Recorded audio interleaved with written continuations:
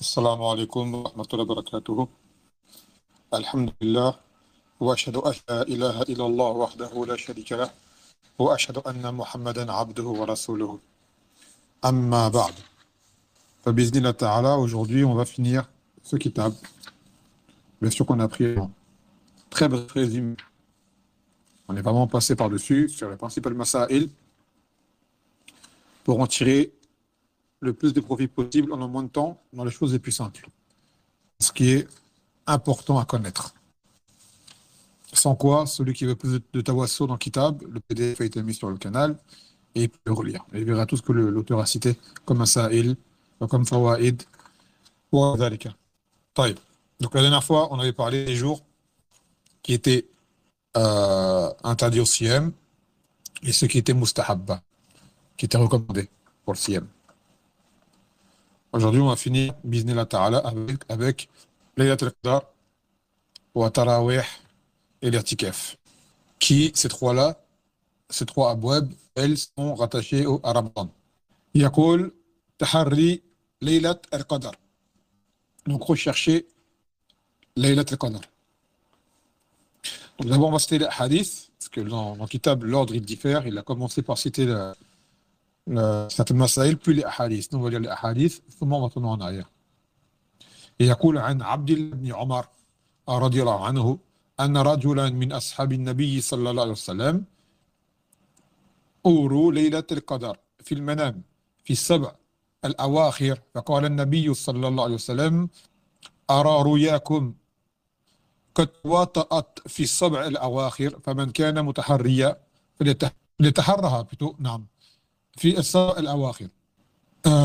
Donc, un hadith de Abdullah ibn Omar que des hommes parmi les compagnons du Nabi salam, ont vu les lettres al-Qadr en rêve dans les 7 dernières nuits. Et le Nabi sallallahu alayhi wa sallam, il a dit: j'ai vu également votre songe, votre rêve, et que la nuit du destin également tombait dans des 7 dernières nuits de Ramadan. Ensuite, عن عائشة أن رسول الله صلى الله عليه وسلم قال تحروا ليلة القدر في الوتر من العشر الأواخر. Il a dit, Nabi sallallahu alayhi wa sallam, cherchez les lettres al-Qadr dans les nuits impaires, dans les 10 dernières nuits, parmi les nuits impaires de Ramadan. وعن أبي سعيد الخدري رضي الله عنه أن رسول الله صلى الله عليه وسلم كان يعتكف في العشر الأوسط من رمضان فاعتكف عامة حتى إذا كانت ليلة 21 وهي الليلة التي يخرج في صبيحتها من اعتكافه قال من اعتكف معي فليعتكف العشر الأواخر فقد أريت هذه الليلة ثم أنسيتها وقد رأيتني أسجد في ماء وطين من صحيبتها فالتمسوها في العشر الأواخر والتمسوها في كل وتر فمطرت السماء تلك الليلة وكان المسجد على عريش فوقف المسجد فأبصرت عيناه يا رسول الله صلى الله عليه وسلم على جهبته أثر الماء والطين من صبح 21. Donc dans ce hadith de Abu Sa'id al-Khudri, le Nabi sallallahu alayhi wa sallam faisait l'irtikaf au début dans les 10 jours du milieu de Ramadan. Et ensuite, il avait fait cet irtikaf jusqu'à ce que vienne la 21e nuit. Et lorsqu'il est sorti le matin de son irtikaf, il a dit: celui qui a fait l'irtikaf avec moi dans les 10 jours du milieu, alors qu'il refasse l'irtikaf dans les 10 dernières nuits. Car j'ai vu que c'est lors de ces nuits-là qu'il y aura Laylat al-Qadr. Puis ensuite, elle m'a été oubliée. C'est-à-dire, il a vu la date, mais ensuite, cela a été ôté. C'est-à-dire, Allah le fait oublier. Il a dit: je me suis vu en prosternation dans de l'eau et de la boue au matin de cette nuit-là. Alors, cherchez-la dans les 10 dernières nuits. Et cherchez-la dans les nuits impaires. Et justement, cette nuit-là, qui était la nuit du 21, le sahabi qui est Abu Sa'id al-Khudri a dit qu'il a plu cette nuit-là et que j'ai vu de mes yeux Nabi sallallahu alayhi wa sallam de la boue et de l'eau sur son front. Donc là, c'était la nuit du 21. Donc voici les quelques hadiths que l'auteur a cités par rapport à Laylat al-Qadr.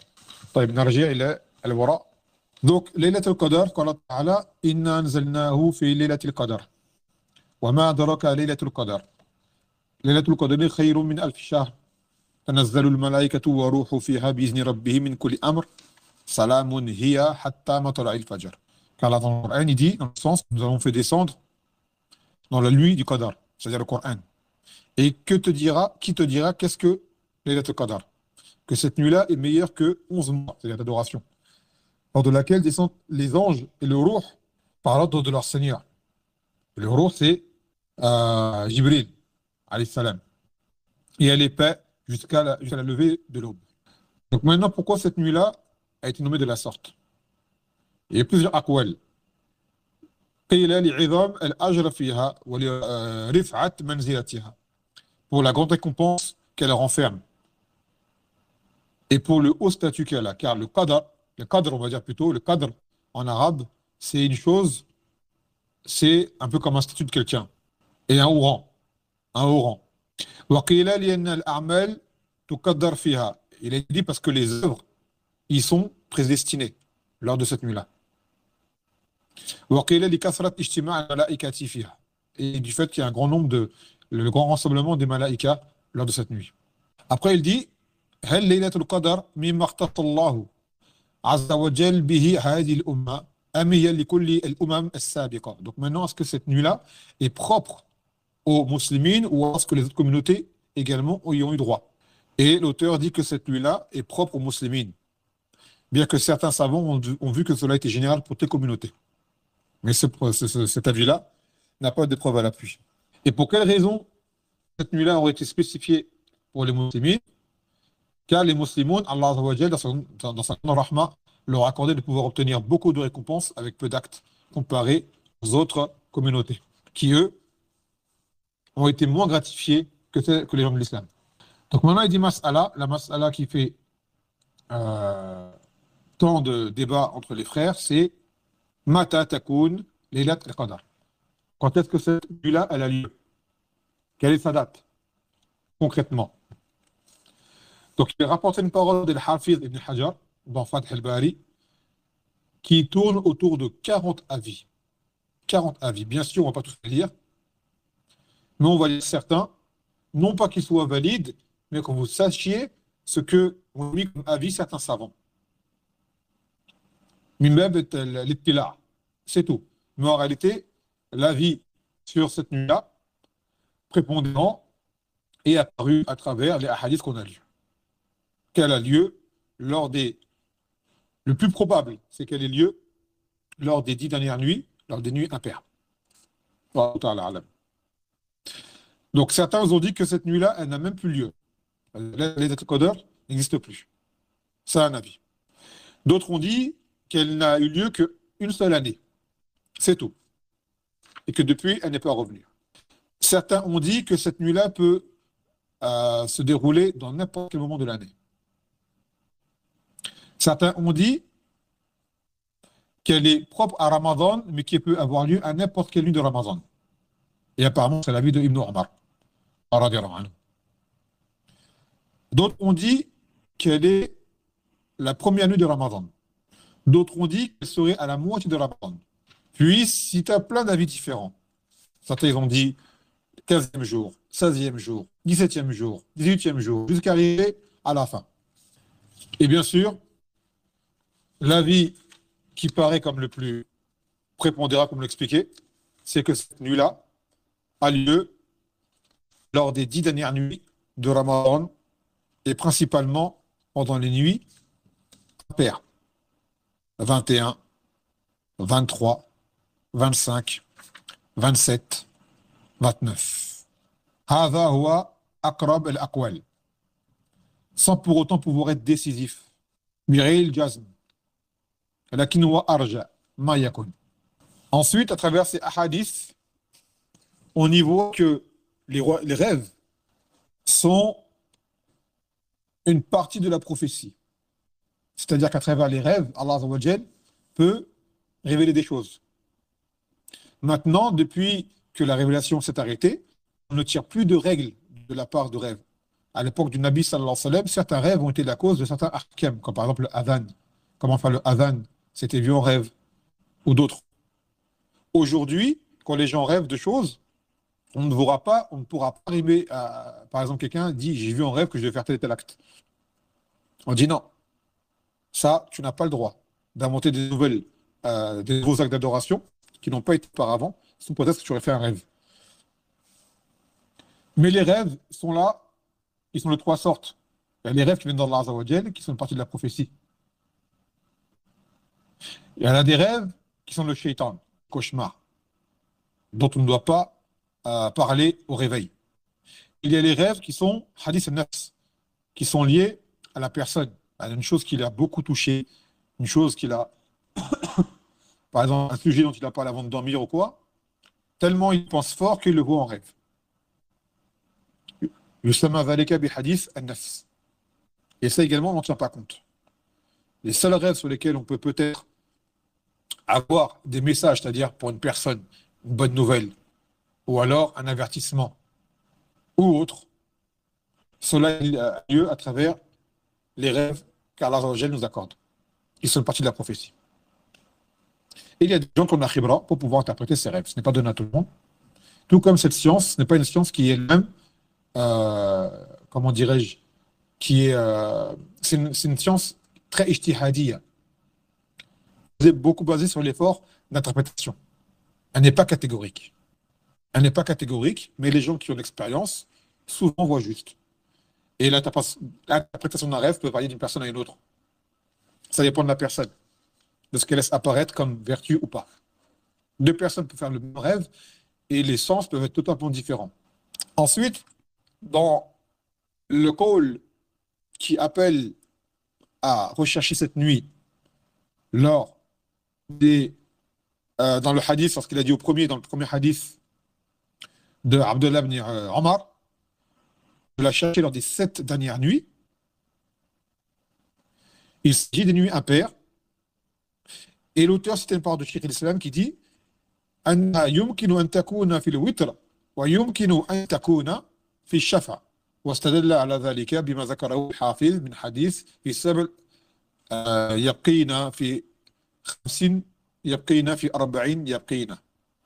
Et Cheikh al-Islam, lui, il voit qu'il est possible que cette nuit, Laylat al-Qadr, ait lieu lors des nuits impaires, tout même peut avoir lieu lors des nuits paires. C'est un avis qu'il a. Après, il se base sur un hadith qu'a cité le Hafiz dans les 40 avis qu'on a lu auparavant en résumé, pour pas retourner en arrière. Et là, c'est un avis de Cheikh al-Islam. Et lorsqu'il dit de rechercher Laylat al-Qadr, c'est en fait راقبوا واعملوا الاعمال التي تتوسلون بها الى ادراك هذه الليله من صلاه وقيام ونحوه. C'est le fait en fait de veiller à essayer de trouver cette nuit par les actes, par les œuvres, comme la salat que l'on ferait par exemple pendant Tawih et autres invocations et ce qui s'ensuit. C'est pas une nuit pour vivre, pour discuter, c'est une nuit pour adorer Allah subhanahu wa ta'ala, la récompense et elle décuplée comme étant 11 mois 1000 mois d'adoration. Et dans un hadith qu'on a lu, il a dit le witr min al-ashr al-awakhir, qu'il faut la chercher également dans les 10 derniers jours, ou plutôt nuits impaires de Ramadan. Dans le hadith, il dit, le Nabi sallallahu alayhi wa sallam, qu'il a été fait oublier cette nuit qu'il avait vue et qu'il a été fait oublier. Et ce qui montre que le Nabi sallallahu alayhi wa sallam était un être humain qui pouvait oublier également. Mais dans le fait qu'il ait oublié, il y a une hikmah. C'est pour permettre aux gens de multiplier les efforts. Car si jamais les gens savaient quand elle avait lieu exactement, ils ne feraient des efforts que cette nuit-là. Alors qu'en cherchant, ça te fait avoir plus de récompenses, car tu te lèves toutes les nuits, en l'espoir de l'avoir. Et toute personne qui aura fait cela toutes les nuits, il est certain de l'avoir obtenu. Même s'il ne sait pas quand est-ce qu'elle a eu lieu, il a dit, j'étais debout, j'espère qu'Allah accepte de moi. C'est ça le but. Mais on connaît l'être humain, il est tellement amené à être paresseux que si on disait que le Qadr était telle nuit, telle heure à telle heure seulement, il se contenterait de venir cette nuit-là seulement, de telle à telle heure seulement, et après il arrêterait. Car on voit que les gens qui s'imaginent que le Qadr n'est que le 27 du mois de Ramadan, tu les vois ne faire des efforts que ce soir-là. Les autres soirs, c'est du laxisme, c'est du laisser-aller. Ils mettent tous leurs efforts sur le 27. Et encore, quand on dit effort, c'est de veiller. C'est pas tout le monde qui fait la salat ou qui fait la salat de façon légiférée. sans compter les gens qui font des bid'ah pendant ces soirées-là, même qui font du shirk akbar pendant ces soirées-là. Et en réalité, celui qui suit la sunna, il sait que en cherchant cette nuit-là, il n'a rien perdu, bien au contraire, en veillant les autres nuits. Car c'est ce que le Nabi sallallahu alayhi wa sallam il a fait, et ce que ses sahaba ils ont fait également. Dans le hadith, on a vu qu'il a plu ce soir-là. Et là, dans le hadith, ça parlait de la 21e nuit, qu'il avait plu. Donc, يقول مسألة هل يلزم أن ينزل المطر حتى تكون ليلة القدر? Est-ce qu'il est impératif que la pluie descende afin que l'on puisse décréter une nuit comme étant Laylat al-Qadr? Et il a dit ce n'est pas obligatoire. Et qu'en réalité, la pluie n'est pas un signe flagrant de Laylat al-Qadr. Et là, justement, il va dire maintenant, c'est quoi les signes de Laylat al-Qadr? Il dit إنها ليلة بلجة ليس فيها ريح ولا تتساقط فيها النجوم ولا تنبح فيها الكلاب ولكن لم نجد أدلة على ذلك. Donc, certains ont dit que c'est une nuit qui est douce, qui n'est pas venteuse, il n'y a pas de vent, et durant laquelle on ne voit pas forcément les étoiles, et aussi une nuit durant laquelle les chiens n'aboient pas. Et l'auteur, le shir, il dit que je ne connais pas de dalil là-dessus. Mais c'est une parole qui a été dite. Et en fait, le vrai signe le plus flagrant qui soit, c'est comme dans le hadith, قال النبي صلى الله عليه وسلم عن الشمس أنها تطلع يومئذ لا شعاع لها. C'est que c'est un jour où le soleil se lève sans rayon. Donc cette nuit-là, son signe le plus flagrant, c'est qu'au lever du soleil, au matin, le soleil se lève, vous le voyez comme étant une pièce d'argent dans le ciel. On peut le fixer sans ne ressentir aucune douleur ou aucun éblouissement. Et c'est ce que les gens font en général, ils regardent le lever du soleil. Et souvent, quand on voit les commentaires des gens qui suivent, on a l'impression que la Laylat al-Qadr, c'est l'avis de certains savants, qu'elle peut se déplacer d'un pays à un autre. Ça veut dire, dans un pays, elle peut être le 21 et dans un autre pays, elle peut être le 27, par exemple. C'est incroyable. Mais c'est une chose qui a déjà été constatée. On ne l'affirme pas dans le sens que c'est comme ça, mais c'est une chose qui a déjà été constatée. Donc en fait, c'est pour pas qu'on se repose et qu'on soit tous. Moi, je n'ai jamais vu à travers les années passées dans le Ramadan un call unanime de tout le monde que le Qadr était telle et telle nuit. Il y avait toujours des divergences. Toujours. Certains disent non, on l'a vu telle nuit. D'autres ont dit on l'a vu telle nuit. D'autres ont dit on l'a vu telle nuit. Et d'autres ont dit on l'a vu telle nuit avec des avis différents dans un même pays, dans une même ville. Dans une même ville. Donc en réalité, moi personnellement, après ça, j'ai abandonné. J'ai dit, je ne cherchais pas à regarder, à savoir. Ce que je demande, c'est qu'Allah me donne la force de me lever ces nuits-là. Et si jamais je l'ai eu, alhamdoulilah. Mais après, regarder le soleil, après, j'ai abandonné, moi. Donc, enfin, non, j'ai abandonné. Parce qu'à chaque fois, on n'était jamais d'accord. C'est une réalité. Mais la baisse, d'écouter ce que les gens disent, ainsi de suite. Donc, cette nuit-là, il faut faire beaucoup d'efforts pour la trouver. Et surtout qu'elle est à la fin du mois. À la fin du mois, c'est comme souvent les ulama donnent l'exemple, que c'est comme le cheval de course, c'est plus il arrive vers la fin et plus il accélère. C'est-à-dire le dernier effort ultime. Et vous le voyez même chez les sprinteurs, chez les humains, c'est ça. Il court, et plus il s'approche de la fin, et plus il accélère, et à la fin, il fait la grande propulsion, comme on dit. Et bien pour les musulmans, il en est de même. À la fin du Ramadan, c'est là où il y a les dernières nuits, où il faut fournir le plus d'efforts possible. C'est la dernière ligne droite, comme on dit.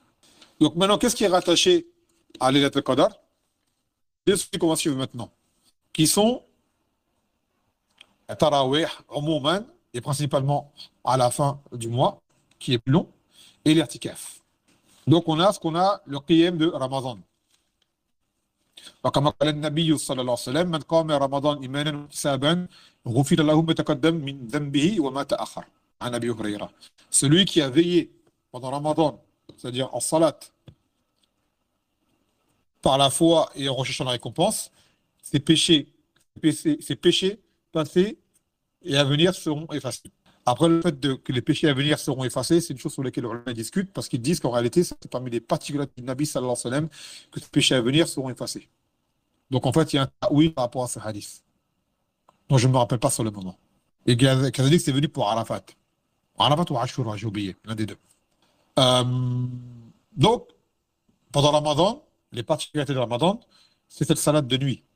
Cette salade que l'on nomme Tarawih, que l'on nomme, certains nomment Tahajjud, que l'on nomme Al-Witr et que l'on nomme Qiyam al-Layl. Car là-bas, tout cela, c'est Qiyam al-Layl. Donc, Qiyam al-Layl, c'est le mot général qui a lieu pendant Ramadan et hors Ramadan. Seulement, Al-Tarawih, c'est khos pour Ramadan.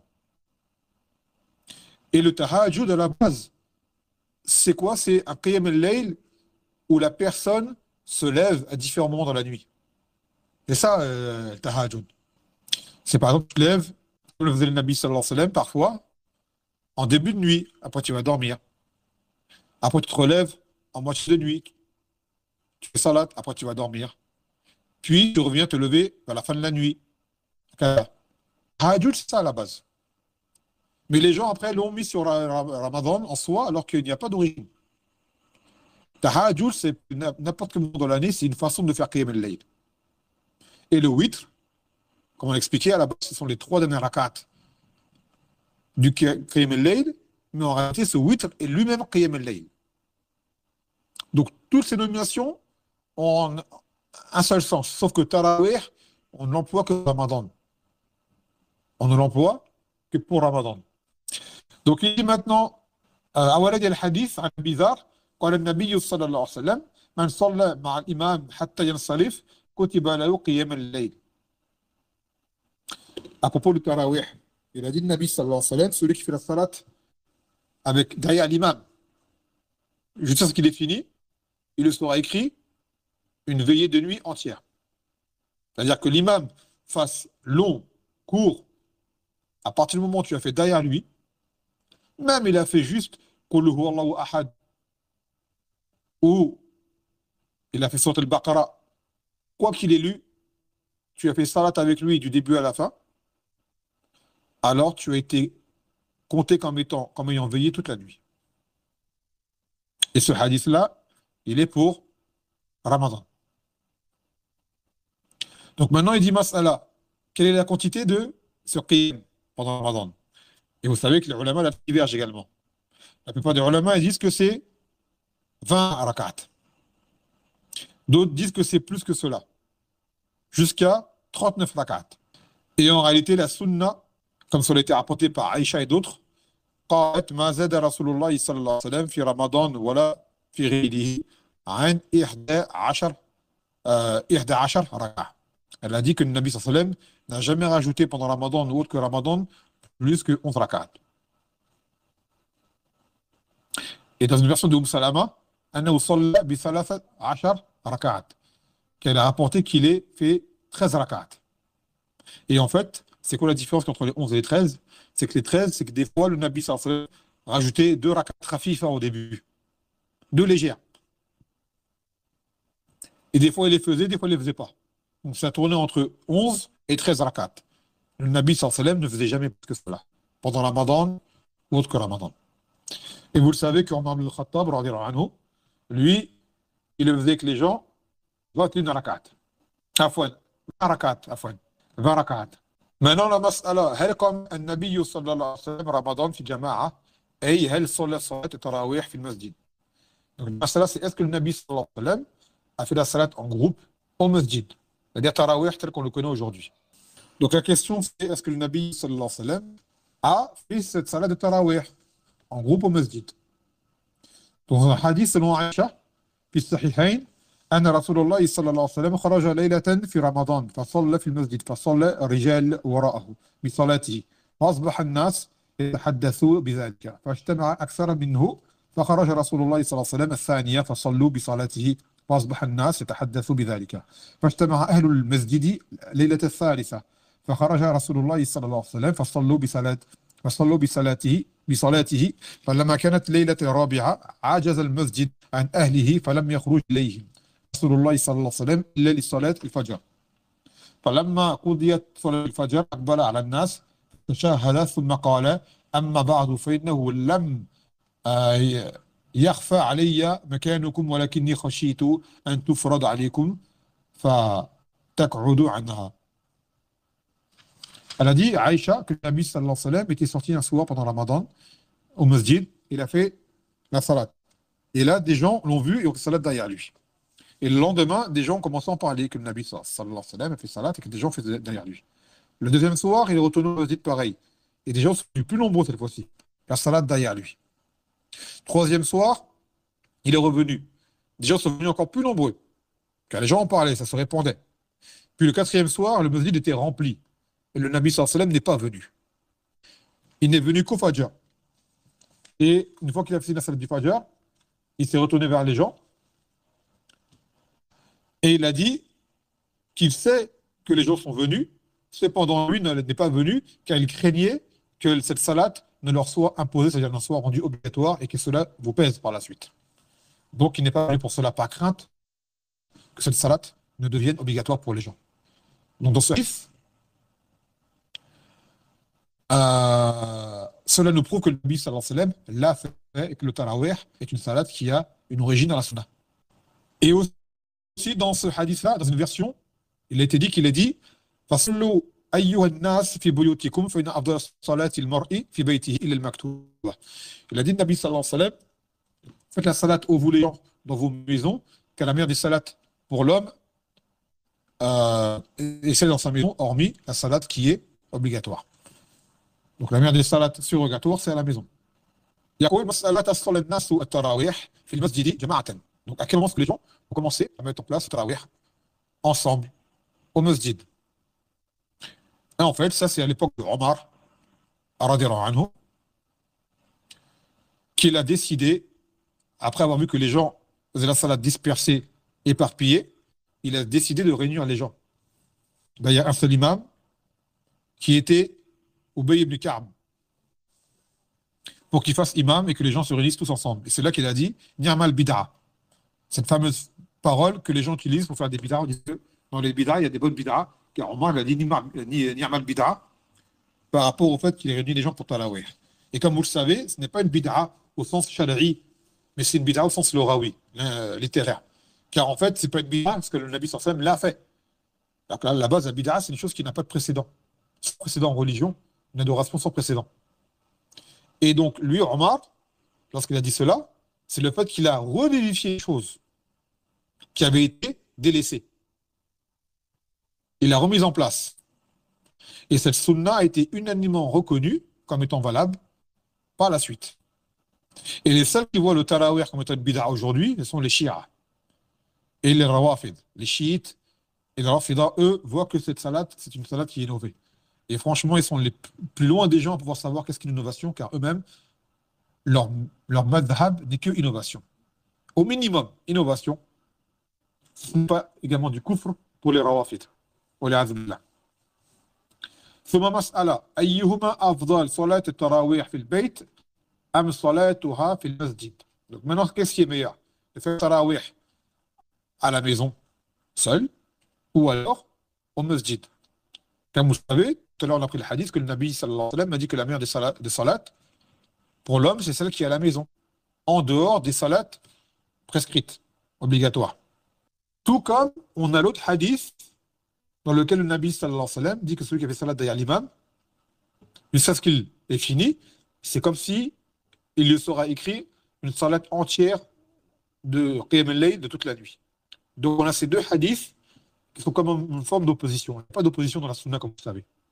Donc en fait, ça revient à chacun. Déjà, ce hadith nous prouve qu'il est légiféré de faire salat tarawih derrière un imam en groupe au masjid. Il y a une grande récompense derrière.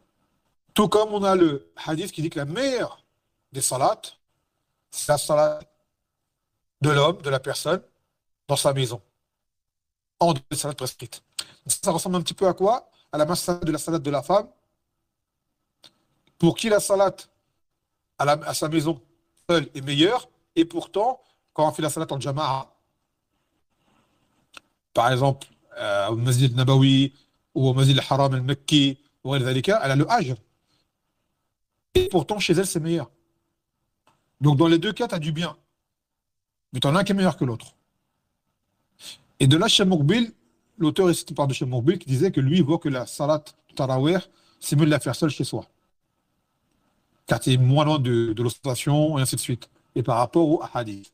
Cependant, il dit celui qui craint de ne devenir paresseux ou autre, alors lui, c'est meilleur pour lui d'aller faire la salat en jama'a, derrière l'imam. Car ça donne plus de force, plus d'énergie, ça, c'est plus motivant d'être en groupe, c'est sûr. Et celui qui connaît beaucoup de Coran, par exemple, ou qui est à l'aise, ou qui se sent bien chez lui, préfère le faire chez lui, alors c'est mieux que le faire chez lui. Et aussi pour les sœurs, ça reste la même masse que chez elles, c'est le meilleur. C'est le meilleur. Car malheureusement, beaucoup de gens ils vont au tarawih aujourd'hui et ne font pas ce pourquoi ils sont venus. Ça se pose dans un coin du masjid, ça discute, ça rigole. En rentrant au masjid, c'est mauvais comportement pour beaucoup. En sortant, c'est mauvais comportement pour beaucoup. Des regards, des... Voilà, vous savez. Donc dans ce cas-là, les gens vont mieux qu'ils restent chez eux. Le masjid, c'est pas un lieu de rencontre. Hada baytullah azza wa jal. Adil buyut uqimat ibadatillah azza wa jal. Ce sont des demeures qui ont été établies pour adorer Allah azza wa jal. Heureusement, tu as des gens, pour eux, c'est l'occasion de pouvoir faire une rencontre pour un mariage. Wal amru ma hakadha. Et il y a encore plus pendant Tarawih, pendant Ramadan. Là où il y a encore plus de monde qui viennent. Donc, ce genre de afkar sont à délaisser. Donc on dit les gens qui pensent comme ça, on dit il vaut mieux que vous fassiez chez vous. C'est mieux pour vous. Quant à celui qui a une bonne nia et qui préfère, même une femme, elle préfère le faire en groupe, alors pas de mal à ce qu'elle vienne au masjid. Tant qu'elle est préservée de la fitna sur le trajet. Et ainsi de suite. Et Kazalik, comme le dit Cheikh Fawzan, c'est pas sunnah d'aller à l'autre bout du monde ou aller à l'autre bout de je ne sais où chercher un imam qui a une belle voix. Tarawih, tu le fais là où tu fais salat habituellement, dans ton secteur, là où tu fais tes salawats quotidiennes, tu fais tarawih là aussi. Pars pas à la recherche d'un masjid. Maintenant, il se trouve que si jamais là où tu es, il y a des bid'ah, des mukhalafoun, ou des mukhalifoun et tu vas faire salat derrière eux, cherche un masjid plus proche de la sunna, sans pour autant aller partir en long trajet. Et encore moins un voyage. Toucher des rihal, il y a les salas masajid. Qu'on n'a pas le droit de partir en voyage que pour 3 masajid, qui sont le masjid al-Haram al-Makki, ou al-Nabawi, ou le masjid al-Aqsa. Donc prendre ta voiture, faire je ne sais pas combien de bornes pour aller dans un masjid parce qu'il y a un frère qui a une belle voix, parce que c'est un salafi, je ne sais quoi, ça c'est pas permis. Ça n'est pas permis, ce n'est pas une chose que les Sahaba faisaient. Et c'est que ce tarawih est devenu parmi les emblèmes des gens de la sunna, par lesquels ils se différencient des Shia. Il y a des gens de la sunna dans le taqsim qui est am. Tout comme l'auteur donne une nasiha pour les imams de prendre en compte la situation des ma'moumines, des gens qui sont derrière lui. Qui est derrière toi pour savoir comment tu récites, c'est-à-dire long, court, est-ce qu'il en est. Prends en compte les gens derrière toi. Par exemple, nous, à Demmaj, c'était des tullab, donc des gens qui étaient motivés et qui avaient de la force. Donc le qiyam, il était long, très long. Mais maintenant, ne va pas t'aventurer à dire je vais faire une sunnah et tu as des awam derrière toi. Et de leur faire un qiyam qui est trop long. Les gens ne vont pas accepter de toi. Ils ne vont pas aimer cela. Il y a des gens peut-être qui sont malades, des gens qui travaillent de nuit, c'est pas pareil. Différencier entre faire la salat avec des tullab qui ont du temps et des awam, des gens de la masse, au sein desquels il y a des personnes âgées, peut-être des femmes et des enfants en bas âge, et ce qui s'ensuit. Donc de faire la chose de façon qui convient, qui soit adéquate. Et celui qui aime que ce soit long, quoi, il fait chez lui. Tu aimes la sunna, tu veux faire long, une belle qira'a, ce qui s'ensuit, fais chez toi alors. Fais-la chez toi. Et si jamais tu es imam d'un masjid, alors prends en compte la situation des gens derrière toi. Donc maintenant, dit mas'ala, ma hiya al-kayfiyyat allati thabatat fi salat at-tarawih. Donc maintenant, ce tarawih, il a différentes façons d'être fait. Et là, on va lire ce que l'auteur a cité. La première, c'est la plus connue, c'est 2 rakats, 2 rakats. Et il finit par 3 rakats pour le witr. Par exemple, il fait, il fait 4 fois 2, et après il finit par 3. Ça, c'est la plus connue, la plus répandue. Deuxième, c'est 4 rakats avec un taslim, puis 4 rakats avec un taslim, puis il fait le witr de salas rakats, comme dans un hadith de Aïcha qui est venu. Troisième façon de faire, toujours selon Aïcha, qu'il a fait 8 fois 2 rakats, Et ensuite, il a fait le witr avec 5 rak'at d'affilée, un seul taslim. Là, ça revient à 13.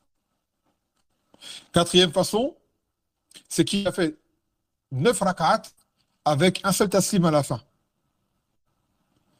en étant assis à la 8 rak'at. Donc en fait, il a fait 9. D'accord? Il a fini par la neuvième. C'est-à-dire qu'il a fait 7 rak'at à la huitième, il est resté assis. La deuxième, il est resté assis. Et après la neuvième, il a fait le tashahhud. Et la cinquième façon de faire, toujours venue par Aïcha, chez Muslim, qu'il a fait 7 rak'at en s'asseyant à la sixième et le taslim à la septième. Donc on voit qu'il n'a pas fait plus que 11 rak'at et des fois il a fait moins. Plus que 13 rak'at à fois et des fois il a fait moins. Des fois il a fait 11, des fois il a fait 9, des fois il a fait 7. Et bien sûr, comme l'auteur le dit, comme on dit tout à l'heure, prendre en compte les gens derrière toi. Les gens ne connaissent pas ces sunans-là.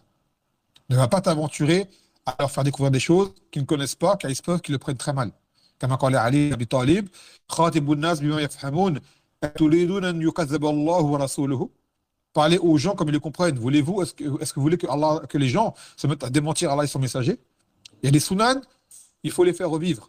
Il faut les faire revivre dans la bonne façon, donc hikmah. Si tu es avec des gens, par exemple des frères, qui sont de façon générale des salafis qui comprennent, tu peux.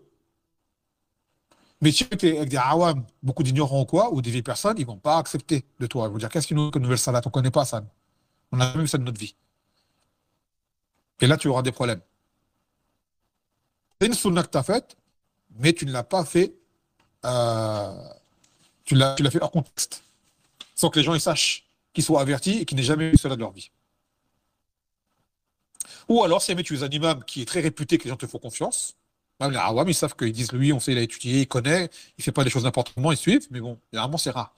Tu ne trouveras jamais les gens qui seront unanimes sur toi par rapport à ça. Alors, peut-être certains, ils seront d'accord avec toi et d'autres qui vont faire des problèmes. Toujours. Toujours des gens qui vont venir faire des problèmes. Donc, comme on dit, ces sunan-là, si vous les appliquez, les frères et les sœurs, faites-les chez vous. Si ce n'est pas un masjid qui est bâti sur la sunna où les gens comprennent et ont un minimum de fiqh, faites les choses-là chez vous. C'est mieux. Après, il dit mas'ala ma wala waqt al-mukhtar li at-tarawih. Donc maintenant, c'est quoi le meilleur temps pour faire tarawih? Comme vous le savez, en réalité, toute la nuit, on peut faire tarawih à n'importe quel moment de la nuit. Cependant, ce qui a été rapporté des faits du Nabi sallallahu alayhi wa sallam et de Omar quand il a réuni tous les gens, c'est qu'ils l'ont fait après l'Isha. Ils l'ont fait après l'Isha. Et que les Sahaba rapportaient que le Nabi sallallahu alayhi wa sallam, quand ils étaient tarawih, tout le monde l'avait fait en groupe avec eux, il l'avait fait en début de nuit. Des fois, il s'arrêtait au tiers, des fois, il s'arrêtait à la moitié de la nuit, des fois, il a fait toute la nuit entière. Mais il commençait depuis après l'Isha. Et Ibn Qudama a apporté une parole. قال قيل لأحمد نؤخر القيام يعني في التراويح إلى آخر الليل قال لا سنة المسلمين أحب إلي. Qu'il était interrogé l'imam Ahmed en disant est-ce qu'on repousse le tarawih à la fin de la nuit? Il a dit non, la sunna des muslimines mais plus aimée.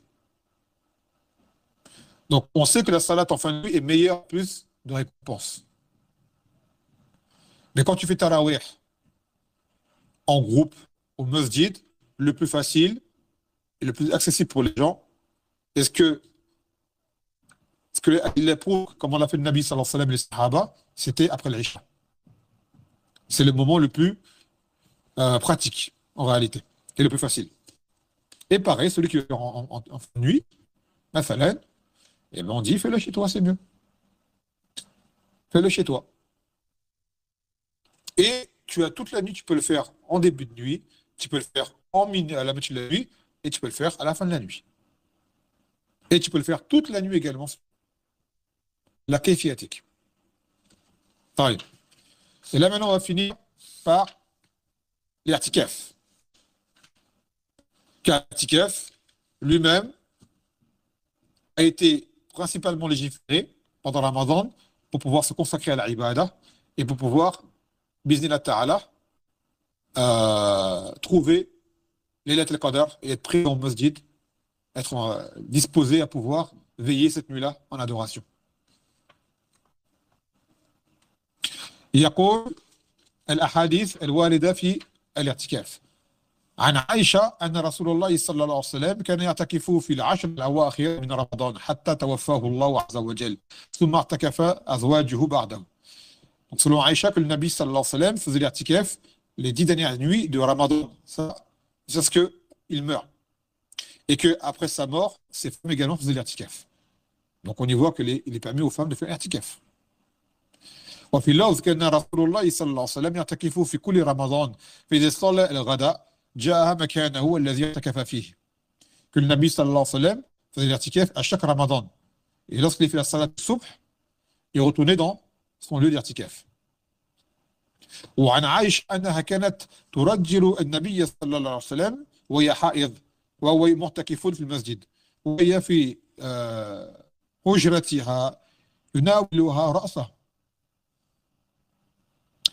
Il a dit que Aïcha venait et peignait le Nabi sallallahu alayhi wa sallam alors qu'elle avait ses menstrues et lui était mu'takif, en irtikaf dans le masjid. Et elle était dans sa chambre.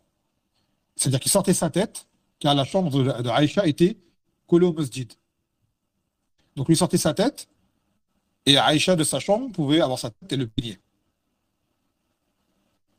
وفي رواية كان يدخل البيت إلا لحاجة الإنسان et qu'il ne rentrait à la maison que pour un besoin humain, comme par exemple se doucher ou alors aller aux toilettes ou peut-être manger, car à l'époque il n'y avait pas de toilette au masjid comme maintenant.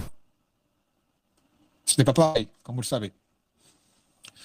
وفي رواية أن عائشة قالت إن كنت لا أدخل البيت لا أدخل البيت للحاجة والمريض فيه فما أسأل عنه إلا وأنا مرة. Et Aïcha disait que, quand elle faisait l'irtikaf, que je ne rentrais à la maison que pour un besoin. Et que lorsqu'il y avait même un malade à la maison, je ne demandais à son sujet, mais j'étais que en passage, c'est-à-dire je ne m'arrêtais pas. Donc, je me posais avec lui, et voilà, juste en passant, je demandais comment il est, sans m'arrêter. وعن عمر بن الخطاب رضي الله عنه قال قلت يا رسول الله إني كنت نظرت في الجاهلية أن أعتكف ليلة. وفي رواية في المسجد الحرام فقال أوفي بنظرك ولم يذكر بعض الرواة يوما ولا ليلة. Que Omar ibn Khattab il a dit au messager d'Allah, j'avais fait le vœu auparavant dans la Jahiliya de faire l'irtikaf au moins une nuit. Et dans une version dans le Masjid al-Haram. Et il a dit le Nabi sallallahu alayhi wa sallam, donc respecte ton vœu. C'est-à-dire applique ton vœu que tu as fait auparavant. Et dans cette version, il n'est pas précisé est-ce que c'était une nuit ou autre. وعن صفية بنت حيي قالت كان النبي صلى الله عليه وسلم معتكفا فأتيته وأزوره ليلا فحدثته ثم قمت لأنقلب فقام معي ليقني وكان مسكنها في دار أسامة بن زيد فمر رجلان من الأنصار فلما رأيا رسول الله صلى الله عليه وسلم أسرع فقال النبي صلى الله عليه وسلم على رزقك إنها صفية بنت حيي فقال سبحان الله يا رسول الله فقال إن الشيطان يجري من ابن آدم مجرى الدم وإني خشيت أن يقذف في قلوبكما شرا أو قال شيئا. Donc Safiya disait que le Nabi sallallahu alayhi wa sallam était en irtikaf et que je venais lui rendre visite et pour parler avec lui. Puis il me raccompagnait par la suite car sa maison était auprès de la maison de Oussama ibn Zayd, donc un peu loin du masjid.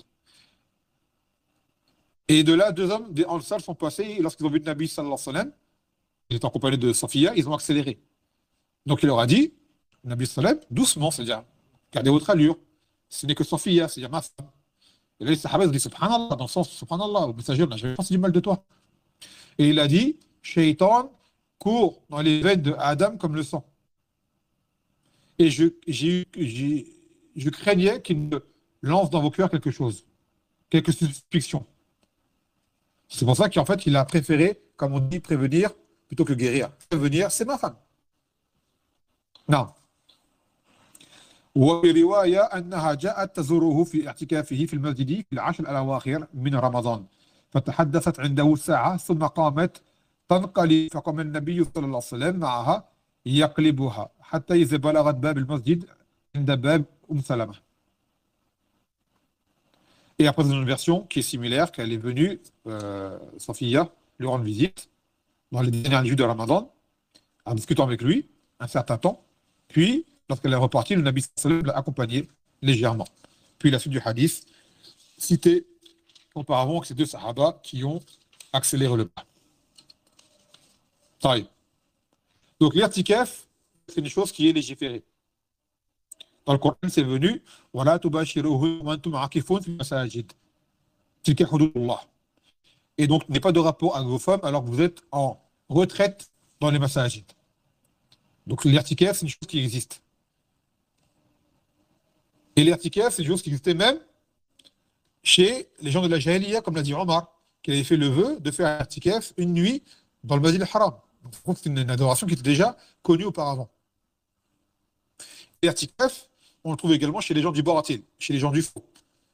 Comme l'a dit Ibrahim à son peuple, il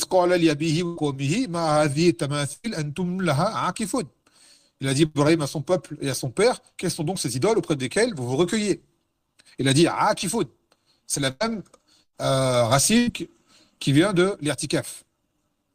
C'est le fait de se recueillir auprès d'une chose.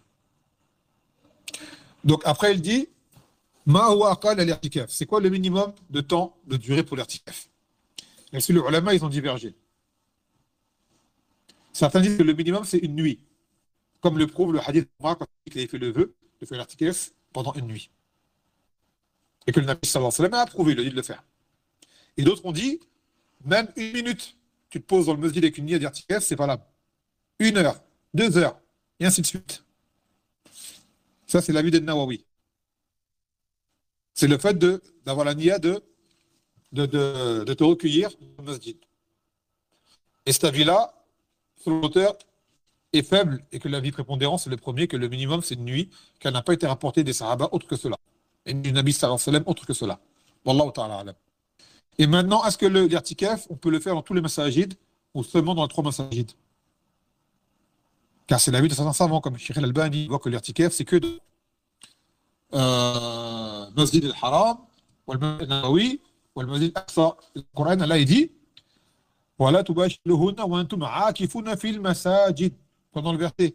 Et n'ayez pas de rapport avec elle alors que vous êtes en retraite dans les mosquées. Donc en réalité, c'est plus que ces 3 mosquées-là. Par contre, on ne fait pas de voyage pour l'irtikaf. Si tu fais l'irtikaf dans le masjid qui est près de chez toi, car comme on l'a expliqué tout à l'heure, dans le hadith, il n'y a pas de voyage si ce n'est que pour aller, c'est-à-dire pour aller dans une mosquée en soi, si ce n'est pour visiter le masjid al-Haram qui est à Mecca, celui qui est à Al-Medina et celui qui est en Palestine. Donc l'avis authentique, c'est que l'irtikaf, on peut le faire dans n'importe quel masjid. Maintenant, celui en irtikaf n'a pas à faire autre chose que ce pourquoi il est venu. Ça veut dire qu'il n'est pas permis, par exemple, c'est une janaza de sortir de la suivre. Ou alors de rendre visite à un malade. Comme le prouve le hadith de Aïcha, lorsqu'elle sortait pour un besoin à rentrer chez elle, elle passait furtivement, sans s'arrêter. Elle allait faire ce qu'elle allait faire, elle repartait. S'il y avait un malade, elle demandait au passage comment va un tel, sans s'arrêter. Mas'ala, hal yushtarat l'irtikaf as-siyam. Est-ce qu'il est une condition que d'être en jeûne pour faire l'irtikaf? Et en réalité, non. Ce n'est pas une condition. L'irtikaf, tu peux le faire même en dehors de Ramadan. Ce n'est pas obligé de faire Ramadan, mais Ramadan, c'est le meilleur moment, car c'est pendant l'irtikaf les 10 dernières nuits pour pouvoir avoir les lettres al-Qadr et pouvoir être isolé de tout, des occupations de la dunya et de toute distraction. C'est ça, c'est pour se recueillir. C'est une retraite. Et là, il a fait comme étant la retraite pieuse pour se consacrer à Allah Azza wa Jal. Et donc, cet irtikaf, on peut le faire à n'importe quel moment dans l'année. Mais le meilleur moment, bien sûr, qui est connu, c'est pendant Ramadan. Et au début, le Nabi sallallahu alayhi wa sallam, avant qu'il ne connaisse que les lettres al-Qadr étaient pendant les 10 dernières nuits, il faisait l'irtikaf au milieu de Ramadan, pendant les 10 jours du milieu de Ramadan. Puis, par la suite, il a vu en rêve que les lettres al-Qadr venaient dans les 10 dernières nuits. Donc, de là, il a déplacé son irtikaf à ce moment-là. Mais en réalité, comme le prouve le Nadr de Omar, qui voulait faire irtikaf avant l'islam, c'est il voulait faire l'irtikaf pendant une nuit. Et on sait que pendant la nuit, on ne jeûne pas. Donc en réalité, le siyam n'est pas une condition pour l'irtikaf. يقول مسألة متى يبدأ الاعتكاف من غروب الشمس يوم 20 من رمضان أو من بعد صلاة الفجر. Donc il dit à quel moment commence l'irtikaf? Est-ce qu'il commence à partir du Maghreb du 20e jour ou alors après le Fajr? Donc là-dessus, les ulama, ils ont divergé. Et les hadiths qui disent que le Nabi sallallahu alayhi wa sallam a commencé après le Maghreb, c'est qu'en fait, il a commencé à rentrer au masjid. Et que d'autres hadiths qui disent qu'il a pris place après le Fajr, c'est qu'en fait, il est rentré dans son isoloir après le Fajr. Parce que le tikaf, tu le fais au masjid, mais tu n'es pas obligé de rester enfin, si tu as une tente, dans ta tente, tu peux être assis là-bas, à droite, à gauche, ou tu veux dans le masjid. Mais le Nabi sallallahu alayhi wa sallam a pris place dans son isoloir, dans sa tente, après le Fajr. Ça ne veut pas dire qu'il n'ait pas commencé les niyyat de l'irtikaf au rêve de la veille. Donc c'est comme ça qu'on joue entre les deux situations. Et maintenant, parmi les choses qui sont permises au mu'takif, comme on l'a pris dans les hadiths, c'est qu'il peut discuter sans excès. Ses femmes peuvent lui rendre visite, ses épouses, comme l'ont fait des épouses du Nabi sallallahu alayhi wa sallam. Elles peuvent même, comme l'a fait Aïcha, le coiffer, lui caresser la tête, et ainsi de suite. Se caresser, se toucher, c'est pas un problème tant que cela n'amène pas à l'acte intime qui lui viendrait à annuler l'irtikaf.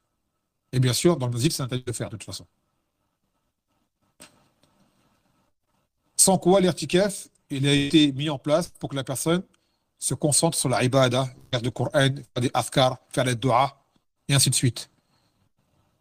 Malheureusement, des gens aujourd'hui font l'irtikaf, et avec cette fitna des téléphones portables, ils sont dans leur tente, ils font je ne sais pas avec leur téléphone portable, sur les TikTok, sur le Instagram, et tout ce qui s'ensuit, à perdre leur temps, voire peut-être même voir des choses qui sont interdites, comme des vidéos, regarder des femmes, ou des femmes qui regardent des hommes, et ainsi de suite, alors qu'ils sont en irtikaf.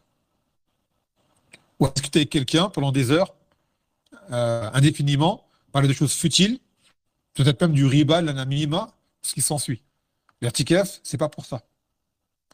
L'irtikaf, c'est un moment de ibada pour Allah Azza wa Jal. On ne dit pas qu'il est interdit de parler avec quelqu'un, tu peux discuter vite fait avec quelqu'un, de choses permises, mais c'est un temps limité. Le reste du temps, tu te concentres pour toi, pour ta relation avec ton Seigneur, subhanahu wa ta'ala. Également, prendre le temps de te reposer, les longues nuits de veille qui t'attendent en salat, également. Et le mu'takif peut rentrer chez lui pour un besoin humain. Par exemple, il peut rentrer pour manger. Si on ne le ramène pas à manger au masjid, ou qu'il n'y a pas à manger au masjid, il peut rentrer chez lui pour manger. Il mange, mais c'est pas il mange, il discute avec sa famille, et non, il rentre, il mange, il repart. Il est insensible, car il est en irtikaf de base. Il peut aller aux toilettes ou se doucher chez lui. Par exemple, il avait des affaires avec lui, il l'a ramené chez lui pour se changer, se doucher. Il y va, et ainsi de suite. Et s'il y a une janaza, il ne la suit pas, comme on l'expliquait. Il peut faire sa janaza dans le masjid, s'ils font la janaza dans le masjid, mais lui ne fait pas du masjid pour aller au maqbara, pour aller au cimetière. Ça, non. Ou rendre visite à un malade, ou rendre visite à quelqu'un. Il peut parler avec un frère qui est dans le masjid un peu plus loin, vite fait, mais il en sort du masjid, cela va annuler son irtikaf. Tout comme il ne fait pas de commerce dans le masjid. Tu as des gens, ils appellent quelqu'un, ils font commerce dans le masjid. Déjà à la base, le tijara dans le masjid, c'est pas permis. Et pendant l'irtikaf également. Par exemple, tu t'appelles qu'un frère, tu dis ouais, je t'achète ça, tu vends ça, vas-y, tu te le prends, ainsi de suite. Ou tu passes une commande. Quand tu apportes à manger au masjid, une livraison, par exemple. Un exemple, hein. Et ben tu rentres dans le tijara en faisant cela. Car tu fais un négoce commercial dans le masjid.